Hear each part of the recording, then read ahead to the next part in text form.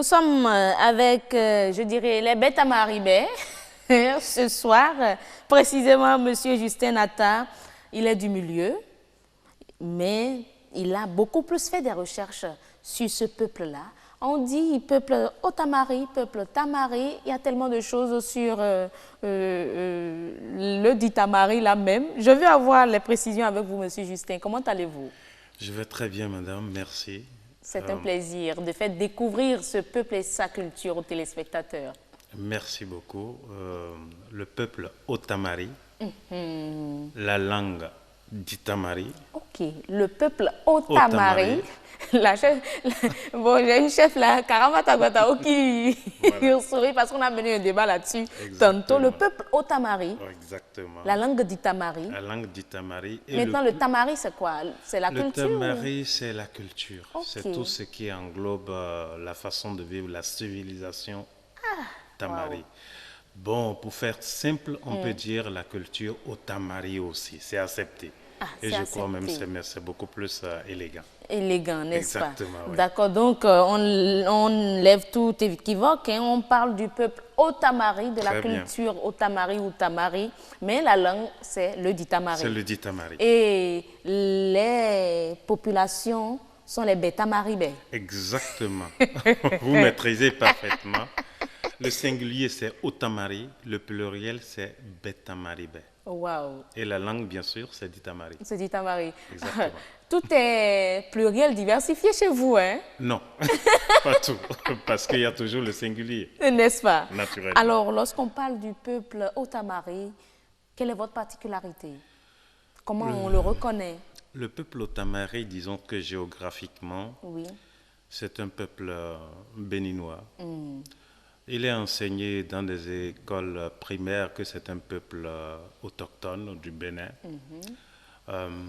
Mais à écouter la tradition orale et les recherches scientifiques engagées sur ce peuple-là montrent que c'est un peuple qui serait venu du Burkina Faso actuel.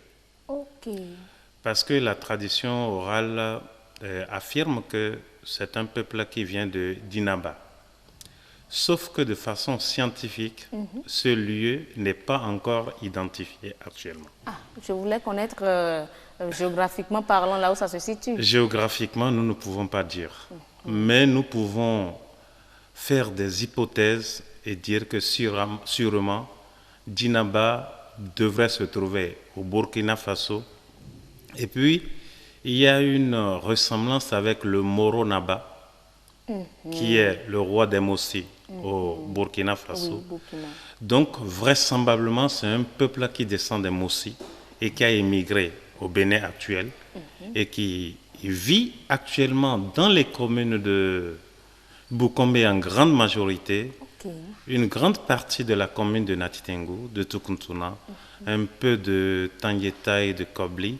Et puis ce peuple-là aujourd'hui a émigré pour être aujourd'hui dans les départements du Bénin, le Borgou, la Donga, sinon, la Liborie, ils sont beaucoup plus dans l'Atakora. Dans l'Atakora nord-ouest, c'est là où se trouve vraiment ce peuple-là, où le territoire se définit comme le Kutamariko, c'est-à-dire le peuple, c'est-à-dire le territoire peuplé par les Betamaribé. Décidément. Il y a des préfixes à tout chez vous. Hein? Oui, exactement. C'est une langue qui a sa particularité, qui est riche comme ça. C'est comme ça que la langue se trouve. Donc, c'est une langue qui met de préfixes à plusieurs noms. À plusieurs noms. Mais est-ce que le peuple ou je dirais un Otamari, voilà, est-ce qu'un Otamari peut facilement être reconnu dans une foule? Est-ce que vous avez des distinctions? Oui, naturellement. Le peuple Otamari, comme d'ailleurs tous les autres peuples auparavant, avait des signes distinctifs. En m'observant, là, vous allez trouver que j'ai des cicatrices. Oui. Tous les peuples, tous les Betamaribé ont des cicatrices, mais différents. Différents parce que les populations Betamaribé de Bukombe n'ont pas les mêmes cicatrices que moi. Vous savez quoi, le réalisateur cherche à voir les cicatrices, mais chez vous, j'ai compris que c'est déjà, ça s'estompe beaucoup plus. Ah bon, c'est possible. Bon, c'est possible, ça m'étonne quand même. Ce n'est pas aussi visible qu'ailleurs. Mais chez certaines personnes, c'est très visible. Très visible, oui. Donc, à Boukombe, vous n'allez pas trouver les mêmes cicatrices que j'ai.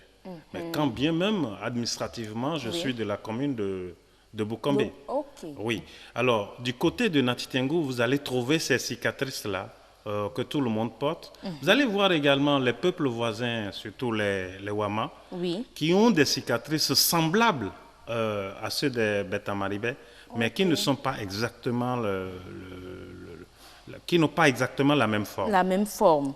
Mais le caractère distinctif et remarquable de ce peuple, c'est surtout son habitation, qu'on appelle communément le Tata Somba, qui est une habitation particulière. Sa particularité a fait même que... C'est, je dirais, le choix de beaucoup de chercheurs, travailler sur ça, présenter cela, c'est particulier, c'est spécial en fait. Oui, c'est spécial du point de vue de l'architecture, du point de vue de la géométrie, mais il y a une dimension qui n'est pas encore explorée jusqu'à aujourd'hui sur le Tata, c'est la dimension philosophique et spirituelle de cette habitation. Philosophique et même spirituelle. Et même spirituelle. Vous en savez quelque chose? Vous un pouvez peu partager naturellement, cela avec un nous? tout petit peu, quelques brides d'informations. C'est que l'habitation au Tamari appelée Tachienta Anditamari, ou le Tata Somba, comme il est bien connu sur le plan national et international, c'est une habitation qui regroupe non seulement les vivants, mais les morts, les divinités et les animaux à l'intérieur d'un même espace. C'est aussi vaste à l'intérieur? C'est aussi vaste et tout le monde a sa place à l'intérieur. Wow. Ben oui. Et du point de vue de la pratique, du point de vue des pratiques économiques, je voudrais parler de l'agriculture et de l'élevage, l'étable est au-dessous du Tata. Puis les hommes vivent en dessus du Tata, parce que c'est étagé. Donc le dessus est fait pour les hommes, mais le dessous est fait pour les animaux. Voilà déjà ce qu'on appelle les Tatas. Voilà, très bien. Les bœufs, on les place à l'intérieur, les caprins, les ovins, et puis la volaille également a sa place à l'intérieur. Et puis vous avez également les divinités qui sont représentées. Vous avez les hommes vivants qui sont représentés, vous avez les hommes décédés qui sont aussi représentés. Donc, au-delà de cette dimension spirituelle, au-delà de cette dimension architecturale qui attire le visiteur, il y a également cette dimension spirituelle et j'allais dire culturelle que véhicule cette habitation-là. D'accord, ben, il n'y a pas que l'habitation, il y a également d'autres cérémonies que vous faites. Il y a cette particularité-là. Déjà, chez le jeune garçon, je sais que la circoncision se fait d'une manière bien particulière. Il y a un certain nombre de choses. Parlez-nous de cette diversité culturelle. Oui, le peuple Otamari est constitué de plusieurs clans. Ces clans-là ont des cérémonies qui diffèrent d'un clan à un autre. C'est l'un des clans Otamari qui pratique la circoncision. C'est pas tout le peuple Otamari qui pratique la circoncision. Alors, mais ce qui est commun, c'est que tous les jeunes Otamari ont des cérémonies d'initiation, qu'ils soient garçons ou filles. Et pendant ces cérémonies, ils exécutent des danses.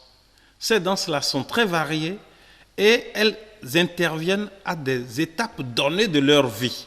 Quand vous êtes adolescent, il y a des danses que vous exécutez. Quand vous êtes jeune, il y en a que vous exécutez. Quand vous devenez adulte, il y en a que vous exécutez. Et il y en a, quand vous vieillissez, que vous exécutez naturellement. Alors, à chaque âge, c'est tellement bien organisé, c'est tellement bien disposé que la société est une société de classe d'âge. C'est vrai, la particularité de ce peuple, c'est qu'il n'y a pas de roi. Non, nous, on n'a pas de roi. En milieu Otamari, on n'a pas de roi. Tout le monde gouverne? Tout le monde ne gouverne pas, sauf que le roi matériel n'existe pas. Vous ne le verrez pas avec une habitation particulière, avec des accoutrements particuliers, sauf qu'il existe, mais il est diffus. On ne le reconnaît qu'au moment où il doit exercer sa fonction.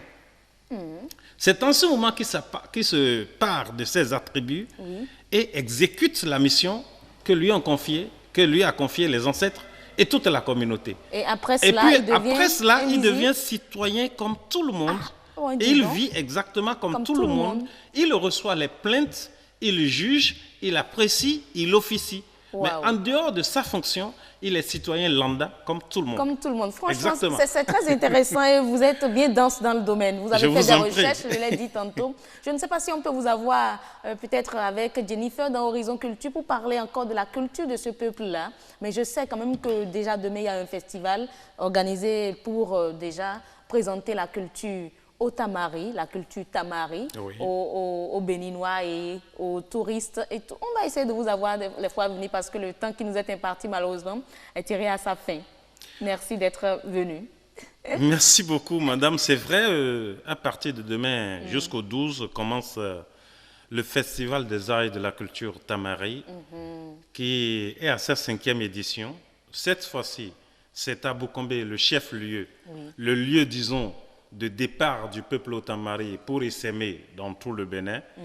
Au programme, il y a beaucoup d'activités. On ne va pas aborder tout ça parce que vous n'êtes pas venu pour nous présenter le programme. On va vous envoyer à la direction des relations publiques. Là, ce sera plus officiel. Je voudrais juste dire très rapidement qu'il serait intéressant pour ceux qui peuvent d'y aller parce que il y a des sorties touristiques qui sont assez intéressantes. Vous pouvez découvrir par exemple le Tata Somba dont j'ai parlé tout à l'heure.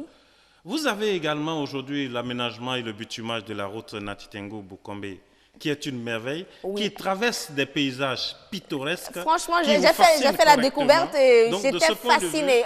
On va vous avoir. De dire quand même aux gens. Et puis le folklore, attention. Et puis la musique d'inspiration traditionnelle. On aura tout ça. Elle sera très intéressante. N'est-ce pas, au cours du festival. Il n'y a pas de souci. Je n'ai pas fini, mais vous parliez tout à l'heure des champignons. Il y a une alimentation, il y a un mets qui est typiquement au Tamari, qui sort de Boukombe, c'est le fonio. Il sera là en grande quantité. Il y aura la gastronomie. Merci à vous, monsieur Justin Nata.